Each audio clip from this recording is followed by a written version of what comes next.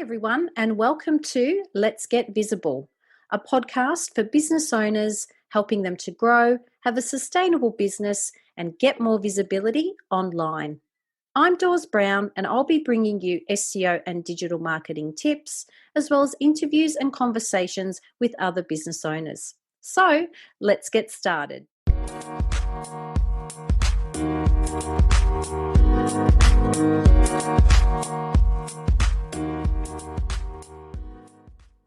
Health, happiness, and Hashimotos is the topic of conversation we're chatting about today with Kirsty King.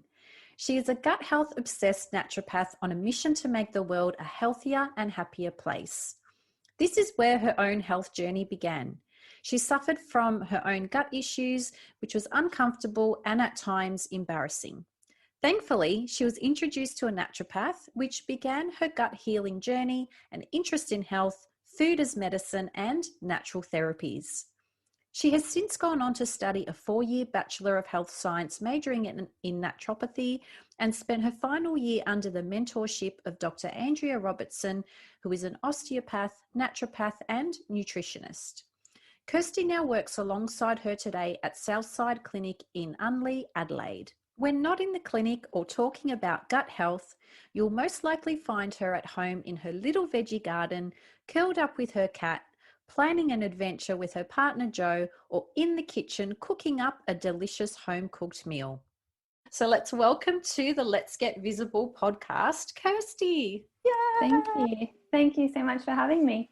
I'm so excited to have you on the podcast today, and a little bit similar to your beautiful bio, but we connected as a result of me reaching out due to some health issues. And can I just say what a positive impact and change you've made to my life? So again, just super excited to have you and it's really the purpose behind today's show, which is to shine a light on natural therapies, but also helping business owners identify when they're burnt out or run down or something else like Hashimotos, which we're going to speak about and is an autoimmune thyroid disease, and for them to get the help and support they need to live and work at optimal levels.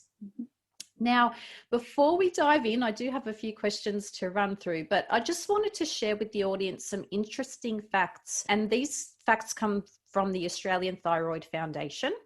10 times more women than men worldwide will be diagnosed with some form of thyroid disorder.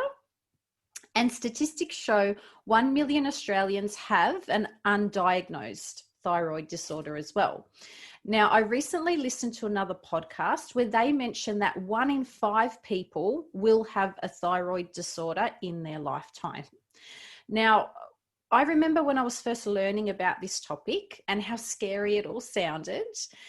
And in your experience and working as a naturopath, can you explain a little bit more about the importance of thyroid health and the associated things that go with this? Yeah, for sure. Thyroid is one of probably the most common things I would test for in my clinic, and also one of the most common things I see impacting other areas of health, including myself.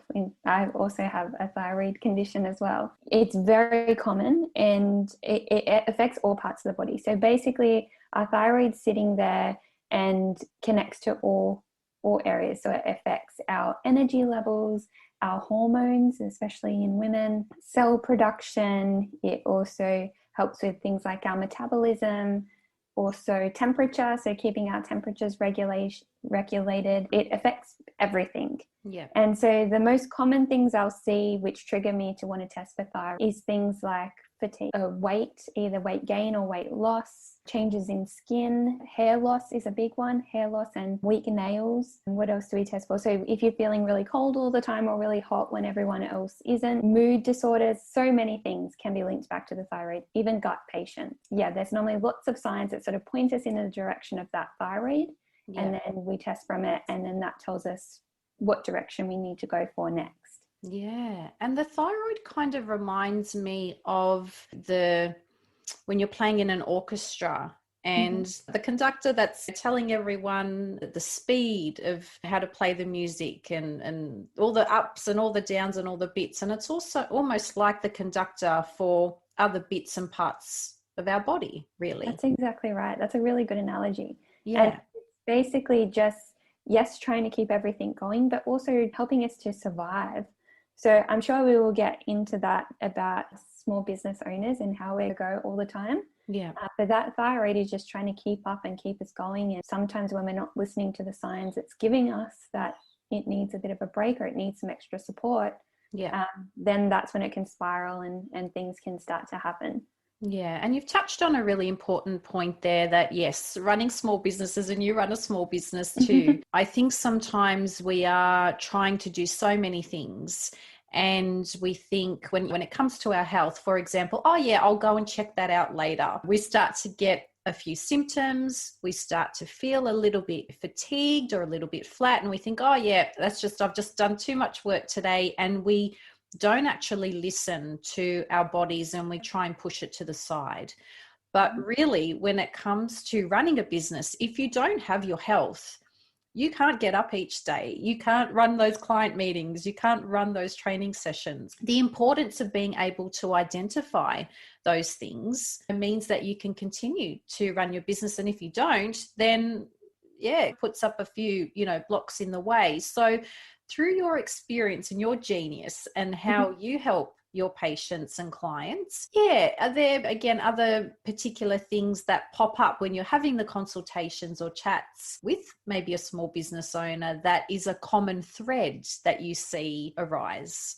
Yeah, for sure. So I guess with the small business owners, we are just a go all the time. So one of the most common things I probably hear and see is sleep being affected. So because our brain is just a go all the time, we're sitting in that fight or flight nervous system all the time. When we're laying in bed, that mind starts going and it's still turning off. We lose our ability just to rest, unwind, and go off to sleep. That's probably one of the most common things I see, but then that has a flow-on effect to so many other areas. So gut is the area that I have a big interest in. Yeah. And if we're not sitting in that sort of rest and digest nervous system, which we should be majority of the time, we're in fight or flight, all these normal bodily functions can't operate because our body literally thinks there's a threat.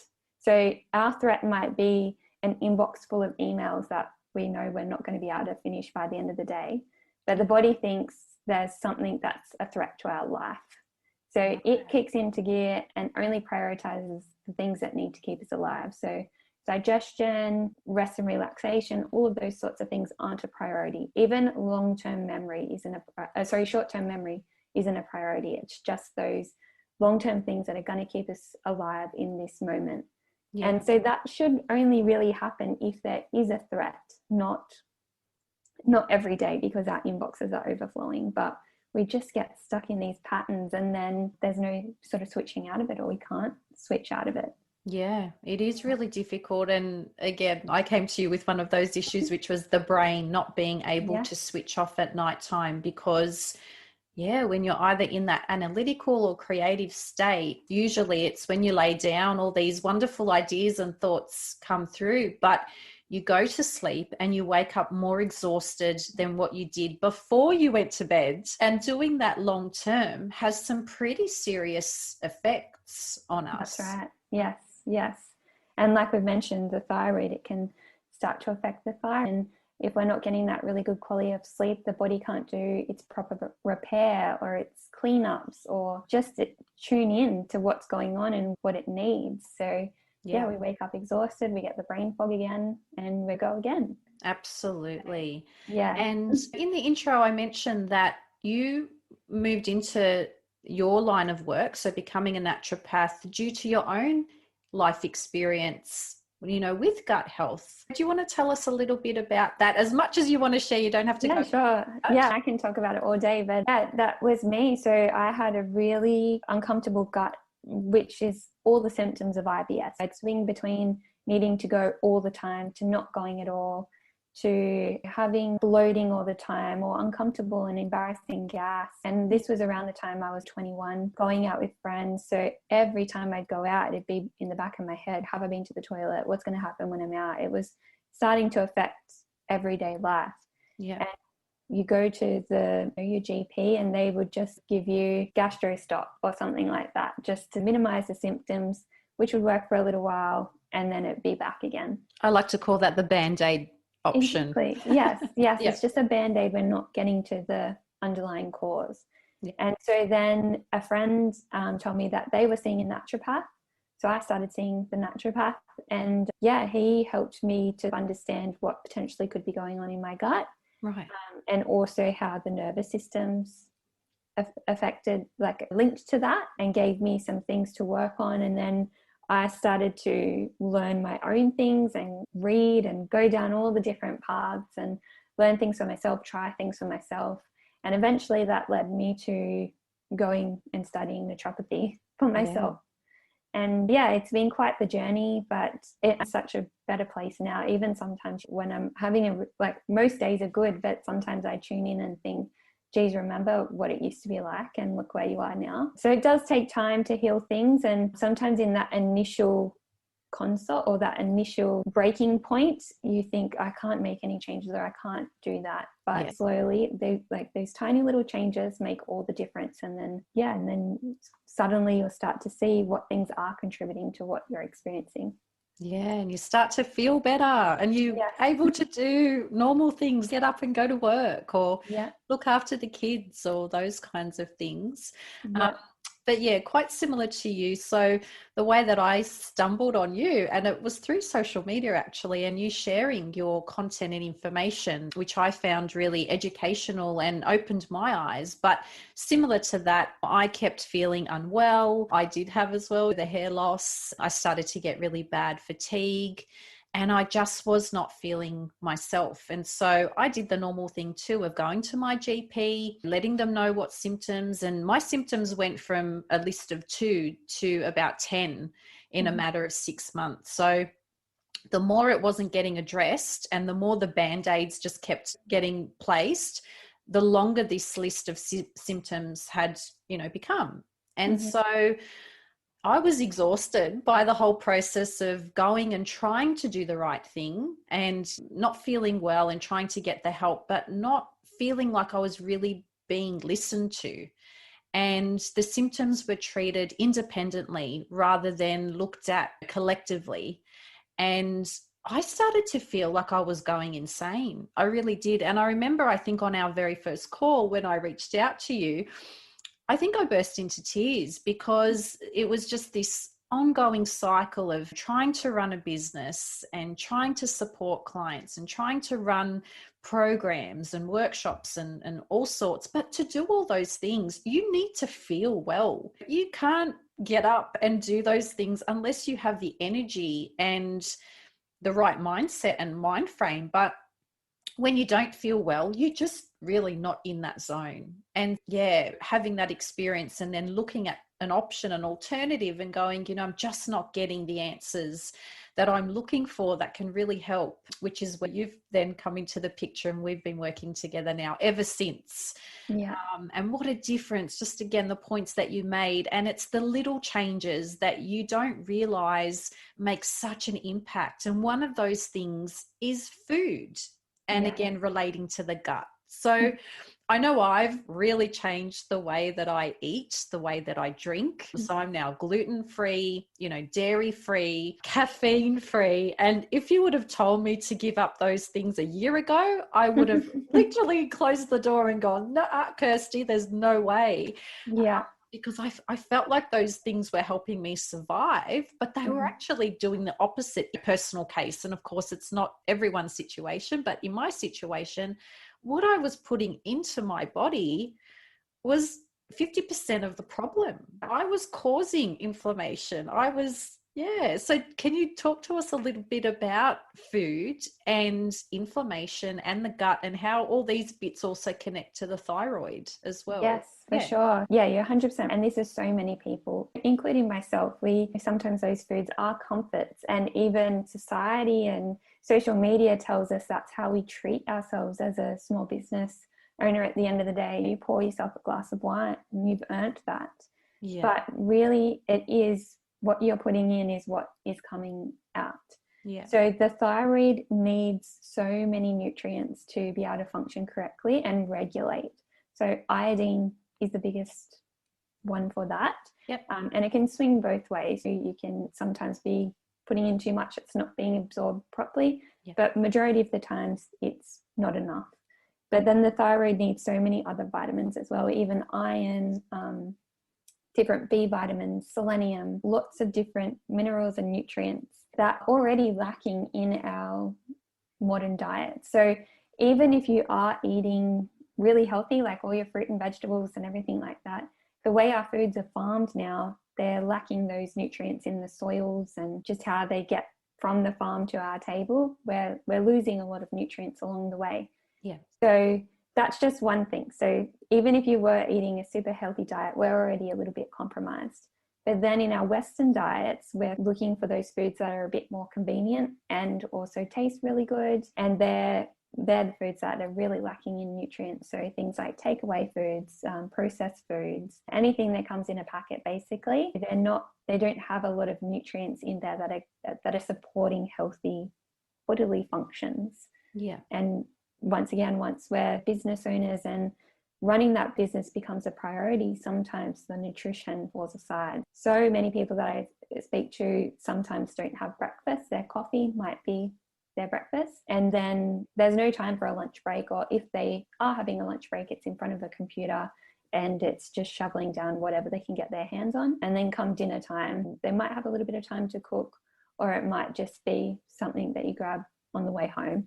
Just be quick and easy. So yeah, we're just losing those nutrient-rich foods that our body needs. And as you said as well, that can affect the gut. So that creates the inflammation in the gut, can lead to leaky gut, which can be a cause of thyroid conditions, as well as parasites and gut bacterial overgrowths can also contribute to those thyroid conditions. So it's so important that we strip back and come back to providing really good nutrition for ourselves. Absolutely. Yeah. And can you explain the difference? So there's hypothyroidism and then there's hyperthyroidism. So if you're able to just go through the difference between the two and just some of the symptoms that are associated with those two types of thyroid conditions? Yeah, for sure. So hyperthyroid is where the thyroid's operating faster than it should. So it's in a little bit of overdrive. Yeah. And then hypothyroid, which is the more common one in Australia, is where it's underactive. So it's not functioning optimally. And then there's also other conditions that fall under those headings, which is Hashimotos falls under the hypothyroid. Yeah. And that has an autoimmune component to it. So the immune system's at play there. And there's antibodies that are contributing to your presentation. So we need to look at the immune system as well when we're looking at Hashimoto's. So the difference between the two, the symptoms can present as very similar, so that fatigue sort of picture, but the hypo, so when you're that underactive, you're feeling that fatigue a little bit more. You're noticing the things like hair loss, potentially some weight gain, your hunger, your body's starving for those nutrients, you want to be eating more. Yeah. Low mood, the hormones aren't functioning properly, so that's contributing to that nervous system being really low. So it might be depression, fatigue, poor concentration, all of those things. Physically in the body, so muscle weakness, you can also feel heart palpitation, shortness of breath, so many different things that can contribute to that. And then on the other side, so the hyperthyroid, where we're overactive, it might be things like struggling to put on weight. You also might not be able to shut off, really struggling to get to sleep. So the hypos are really tired and could be asleep all day, and the hypers can't shut off, they just go. So they're the more common things than putting things into boxes. Yeah. But sometimes the hypos might be experiencing some of the hyper symptoms and back and forth. So the first thing, if you're experiencing any of these things or feeling unwell, is to go and get your bloods tested and start to seek out help. Yeah. Yeah. And that's a really important point. And again, something that was through my experience, each time I went to the GP or doctor and went to get these blood tests, they actually weren't testing for specifically, as you were saying, the antibodies, your T3s and your T4s and all sorts of bits. So are you able to explain the difference between getting, I guess, just the generic version of a thyroid test when you go to get your bloods done versus getting the more specific thyroid testing? Yeah, for sure. If you're going to the doctor and they're open to testing for the thyroid, the first thing that they can test is the thyroid stimulating hormone. So TSH, you'll see that on your request form. And that's the only thing that they're allowed to test for under Medicare. So they're very limited and they're very regulated, and that's all they can test for. So when that comes back, they want it to be in a range anywhere from, I think it's 0.5 to about 5 or 6. So that's how big the range is. Yeah. And as long as your TSH falls within that range, they can't do any further testing. No. So they're limited. And yeah, the majority of GPs, so general practitioners, that's where their sort of skills or their toolbox stops. That's where they can go to. But as a naturopath, we can send for testing direct with the labs. And I believe some GPs and specialists can do it too. I'm not 100% sure, so don't push them on that. But we can send you directly to the labs for testing. You just have to pay for it. So it's not covered by Medicare. Yeah. And it can be expensive. So I think that full thyroid panel is about $180 at the moment. Yeah. So it is expensive. And it's one of those things, is it going to tell me something? Isn't it? But it's definitely worth it to rule out what's going on. Absolutely. So you're a great example of that. So yeah, a lot of people will come to me and say, I've had my thyroid tested, there's nothing wrong. But it's just that TSH. Yeah. Yeah. And the TSH is normally the last thing to show. So the other thyroid hormones like the T3, T4, RT3, other things can be going on before that TSH is affected. So that's why we want to test everything, and including those antibodies, because then we know if there's an autoimmune presentation at play as well. Absolutely. And look, what price can you put on health? As I said to you, I was ready to mortgage my home just to find out what was truly, going on. And it wasn't until I had gone back to the GP and said, look, I'm still not well. And I was in tears. And it was the first time that they suggested to do a physical exam of my neck and throat. And he had said, has anyone looked at your neck and throat before I'd done a physical exam? And I've said, no, I've been coming to see you now for over 6 months and no one's ever suggested that. And so it was through doing that physical exam that they found that my thyroid was in fact swollen. I then proceeded to get a scan, and that's when they found nodules growing on the thyroid. Now, these can be either benign or cancerous, but they do need to be biopsied in order to determine that. Through having the biopsy, that then came through and showed, yes, this is Hashimoto's. And then coupled with the blood tests that were done, as you were saying, the specific thyroid blood tests, which also came back and identified the symptoms or whatever was happening as Hashimoto's. And it was like, finally, after nearly 12 months of just going around in circles, just being able to get the right tests and knowing what to ask for.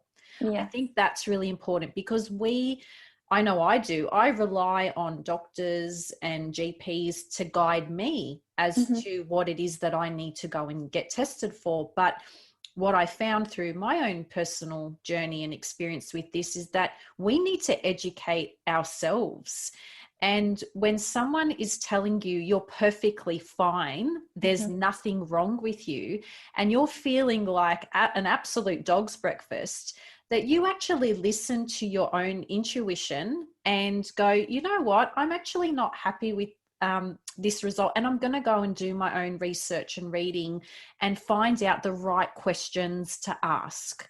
Yes. Because doctors and GPs, they do a great job at what they do, but they're also very limited when it comes to specific areas of health. If they're not a thyroid specialist, if they're not an ear specialist, if they're not a throat specialist, we're putting that expectation on them that they're going to provide all the answers, but we have to know what questions to ask. And that's through getting, educated and doing some of that knowledge building and research ourselves. And I'm not talking about doing a Dr. Google search here, not at all, but going and actually, having an appointment or catch up with maybe an alternative therapy specialist or a throat specialist or a thyroid, whatever it is. But the integral part is asking the right questions, because I think that's really the missing bit when we're feeling a bit crap and we're like, what's going on? Everyone's telling me I'm fine, but I know I'm not fine. Just your thoughts around that. 100%. And we just really need to fight for ourselves and look after us and take our health into our own hands. I think we're brought up in this world that if you're sick, you go to the doctor, you tell them your symptoms, they give you a diagnosis and the medicine to fix that. So that's how we're taught. But then when we start to get these complicated conditions that don't fit all those boxes and there's not a pill for that condition, then we start to hit roadblocks. And if that particular practitioner you're speaking with doesn't have a skill set in that area or is limited to what they can, then often you'll get told there's nothing wrong with you. Even I've had patients who have been given like psychologists and counselors because they're as if they've made up their symptoms. There's something going on in their head, that there's nothing that the Western medicine can help with, so it must be in their head. But it's not often the case. We just need to dig a bit deeper and find out what's contributing to it. And absolutely, also there's not one sort of treatment for everyone as well. If you're presenting with these autoimmune-like conditions, obviously we need to support the immune system as well, not just that thyroid. Or if your gut's out, we really need to look after your gut to get the thyroid working properly. Or if your nutrition is out, we really need to help you to understand food and what you're putting in your body to make sure the thyroid's right. I definitely think it's learning and self-education. And you're right, sometimes it starts off with a bit of the Dr. Google, but then that can lead you to support groups and then connect you with certain people who can point you in the right direction. And I even know with you now, Dawes, you've read that many books, like I could probably come to you for some advice on some patients, the right nutrients and different foods that you can do to support your thyroid. And you can now support yourself. You don't have to be asking everyone for those questions. Absolutely. And I also want to say as well, this isn't to beat up on doctors, but even just think of yourself in your own role at work. Like I even know for myself with the naturopath, I have so many different patients come to me for so many different reasons. And I don't always know the answer or even the condition that they've got. But so the GPs are the same. They're limited to what their knowledge is and to what their toolkit holds. So sometimes your family GP might be really good at supporting you through common colds, things like that, but their toolbox is just limited to that. So you need to seek out help. And it doesn't mean you don't have to go back to them ever again. You just need to find the right person for you at that moment. I love it. Yep. And that's spot on, because they're great at what it is that they do, but there's just some specific areas that they've not had the training in or the hands-on experience in. So it's very difficult for them to be able to identify what's really happening when they're not trained and given that support themselves. Yes, completely agree. Now, you've touched on this a little bit, but the way in which you help your clients and your patients, I guess is the right word to use, but you're based in Adelaide and I'm here in Wollongong, and we've still managed to work together and those kinds of things. So what are some of the ways in which you can support and help people, small business owners, whoever it is that's going through some health issues at the moment and they're not able to find, I guess, that traditional way of finding some solutions to their health? What are some of the ways that you can work with people?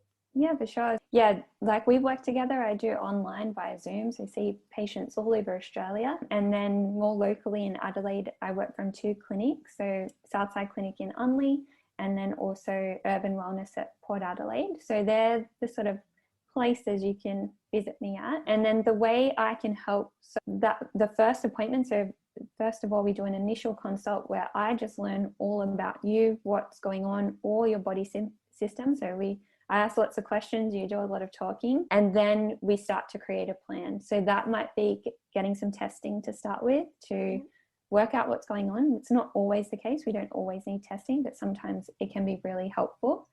And then from there, we start working on a plan to support your body in any way it needs. So if sleep is the driving factor, we might work on getting your sleep a little bit better, and then the brain fog and that energy all comes back. Or if gut's really affecting you at the moment, we might start working on that first. So as a naturopath, we're always trying to work on the underlying cause of things and not just putting a band-aid on it. We want to get to the cause, treat that cause, and hopefully prevent your body from experiencing what it's experiencing. Yeah, absolutely. And I guess the length of time that you can work with people is different based on their particular conditions, I'm guessing. So what's the range, between? So initially, we normally see each other quite regularly to start with, as we're trying different options. So if we've tried some new supplements or some herbs or some diet changes, then I want to check in a little bit more. So most often we have the initial appointment, and then 2 to 3 weeks later, we'll check back in again, see what's going on, address any testing that we did, see how the changes we've made so far are working for you, and then we create a plan for that from there. So if we need to make lots of little changes regularly, we would check in more often. Or if your presentation is quite acute, it's something that's only going to be a short period of time, we'll check in quite often. But if we're working long term, we might then stretch it out to 4 weeks, or then a couple of months. And then we might check in every 6 months, just so we can organize a time for you to talk about you and make sure none of those things are sneaking back in. Because quite often when we're feeling good, we can easily let all those things sneak back in certain nights or sleep.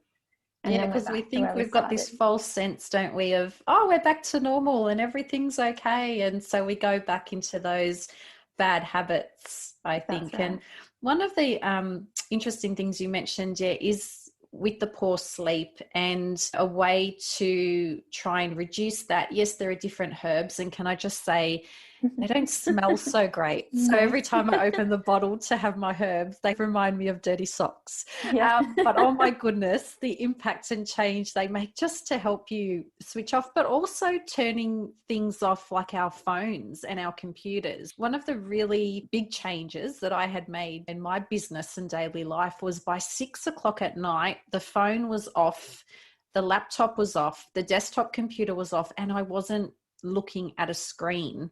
Mm-hmm. And by 8:30, sleep would naturally start to hit and my brain would go into, oh, I'm ready for bed mode. So any other tips like that? That's a huge thing, especially for us small business owners. So you think about how naturally our body knows it's time to fall asleep. It's to do with light. Back when we were sort of those cave people, we'd wake up to the sunlight. So we'd know it's morning and it's time to do something from the sunlight. And then it's time to go to sleep when the lights go down. It's the same for most animals as well. Even if they're nocturnal, the light is telling them when they're awake and asleep. Yeah. But we are just stimulated by so much artificial light. Our bodies are just out of whack. So our bodies can't produce those hormones we need to fall asleep and have those really deep sleeps. So the best thing, the tips that I can give for that is exactly what you're doing, is have a time to turn everything off, get the house lights nice and low. If you are watching TV or a screen, try and have it on the night modes, or invest in some blue blocker glasses so you're blocking out those harsh lights. And then same thing in the day is making sure you get out and get some sun on your skin so your body knows it's daytime and it's producing those right hormones to get us through the day, but then also switch us into sleep at night. So getting some good sun in your skin in the morning, like actually letting the sun touch your skin, can help produce the right hormones for when you want to go to sleep at night. Wow. And these things are free. Exactly. It's not about investing in thousands of dollars in sleep machines or things like that. These are natural, common sense things, really. And I think we've lost some of that common sense because we're just overloaded with so much information on our screens and we're so connected that we don't know how to really disconnect. And whilst technology has advanced us in many ways and has been great, I can run my entire business just off an internet connection and a computer. In many ways, it's also impacted us on the other side of things, where we've forgotten how to get up in the morning, go for a walk, get some sun, make sure you have your breakfast, have lunch, don't just sit at your desk and work through lunchtime. All those kinds of things, we've just completely changed over the last sort of 15 20 years. It's certainly not the same as what it was when I was growing up as a kid or a teenager. Yeah, awesome. Now, whenever we do these podcasts, we always talk about the topic of hindsight. So just through your experience, whether it is through your health or through business, when you look back, is there anything that you would do differently, and why? Yeah, for sure. So I think, and I'm still learning this at the moment, my business is still fairly young. It's only 2-ish years old. So I'm still learning things, and I'm sure people who have had their business for longer are probably still learning things as well. But I think in hindsight, what I would learn and what I'm really trying to implement now is not only looking at what my business would look like, but what my life would look like. So at the moment, business is going along really good, and it is the picture I imagined, but maybe not so much the lifestyle. Having that cup of tea in the morning, getting the sun on my skin. So making that a priority from the very start and setting up my business hours around that, which I've slowly implemented. So when I first started business, it was open as many hours as you can so you can get those clients and start helping people. Where now it's, no, I need some time in the morning to tick all these things off, get some sun on my skin, get some water in. Yep. So that's what I would do in hindsight, is really prioritize that and then let the business grow, rather than getting the business to a point where I've got to try and fit all these things in hindsight. And also reaching out for help and investing in earlier on, because it really, it feels like you're paying out a whole heap of money, but it really is an investment into helping you set up your business and get better processes in place. Love it. Absolutely love it, and resonating with everything you're saying there. So true. When you first start and you take on every single client that knocks on your door, even if they're not aligned, even if they're not a good fit. And it's just things that you have to learn through experiencing them and going through them. But hindsight can definitely help with then improving the way you do things moving forward. And as you said, incorporating more of that life and work fit. I don't believe in work-life balance. I don't think it exists. I think everyone has to create the right fit based on their own personal circumstances. The hours of operation for one may not be the same or work for another because their personal circumstances are different. So it really is an individual thing. Health as well is an individual thing. And again, the topics we're speaking about today, they're both from personal experiences, and we're coming from that perspective, but everyone's going through something different, and you should individually check in and tune in with yourself and see obviously what's going to be the right fit, for you. Exactly. Excellent. Now, as mentioned earlier on as well, in relation to connecting with you, so what really made me want to reach out to you after experiencing not such a great outcome going through the normal go to the GP and find out what's going on was the content that you were sharing on your Instagram page. So it was really educational and informative, and it also allowed me to get to know you. And I was like, this girl, even though I've never met her before, never spoken to her before, it really helped me connect with you. So because this is the Let's Get Visible podcast, we do chat about getting your business visible, and what are some of the ways that you've been able to do that, particularly when you're starting out and now 2.5 years into your business. What's really helped you get that visibility for what you do? Yeah, so social media has been a big one. So I'm actually from Sydney originally, and I've lived in Adelaide for 6 years now, but going through, and I'd studied down here. So when we moved, I was studying straight away, then started my business. So I hadn't really built up a big network of people. So as I got towards the end of my degree, I was thinking, how am I going to build this business when I don't actually really know that many people in Adelaide? I can't fall on that sort of word of mouth. And luckily I had a really good friend, Sonia Baverstock, who is in the sort of social media world, and she helped me. I did some of her courses, and did everything she said to set my Instagram up and just post and be consistent and share things that I was learning and share myself. And that has been so good. So it's not an instant thing, like you're not going to get a post and then get 10 bookings. Yeah. But it's just that consistency and people, me showing up and people enjoying the content. And so that plants the seed. So when they do need a naturopath, or they know, or they hear someone that needs a naturopath, I'll hopefully come to mind. And it's really started to pay off now, in that when I have a new client, I ask how they found me. Majority of them are saying Instagram or social media. So that's been the biggest way that I've been able to get myself visible. Yeah. And once again, it's free. It's just time consuming, I guess. So you've got to commit the time to it. And then, yeah, so I did that first and slowly built my website, and I've slowly been sharing blogs and just different things that I enjoy, because then I'll attract those same people that enjoy the same things as me, and then those other people that I can help.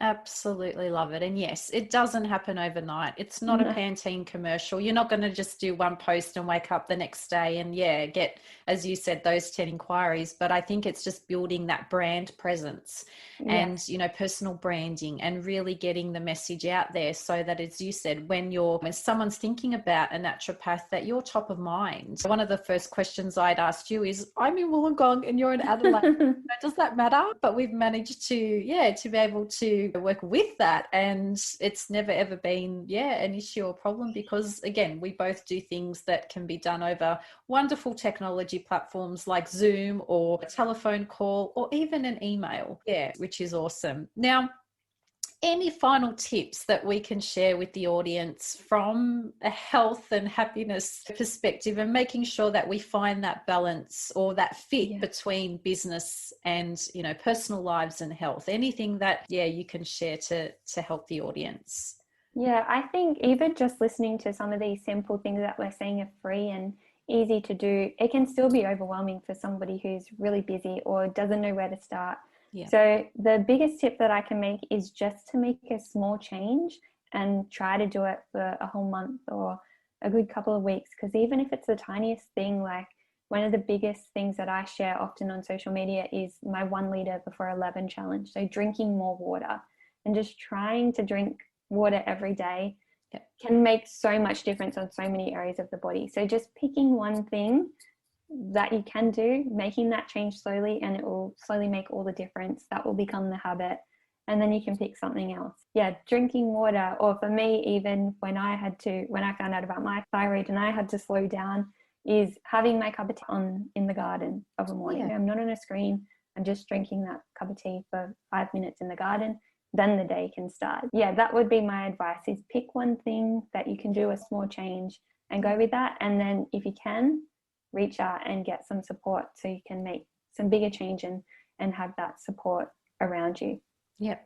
Absolutely love it. Now, I'll be sharing your contact information, including your social media handles, on the show notes page on my website, so the audience can reach out to you there and obviously get that help and support if this sounds like something they're experiencing at the moment too. But again, just on a personal note, I want to really thank you for all of your ongoing health support. And I'm getting emotional, but just being able to find the answers and to be treated with respect and care made all the difference to me and my life. And I'll just never forget the support that you offered during my most difficult time. And I'm, again, just so honored that you could be here today, because just a massive change and difference. So thank you, Kirsty. Thank you. No, it's been an absolute pleasure to work with you, and to even just see how far you've come from when we first met to now, and you've got your spark back. But you did all the hard work as well, and it's been quite the journey, but I'm so happy that we've got you back and you're feeling good. And yay. Awesome. Thanks again, and look forward to continue working with you as well. Yes, thank you so much. Awesome. Thank you. Thanks for giving this show a listen, and don't forget to leave your feedback and rating. If you want to learn more about me or my services, please jump on over to letsgetvisible.com.au, where you'll find show notes and links to my social media profiles so you can connect there as well. Okay, well, that's a wrap for another episode. So I'll join you next time on the Let's Get Visible podcast.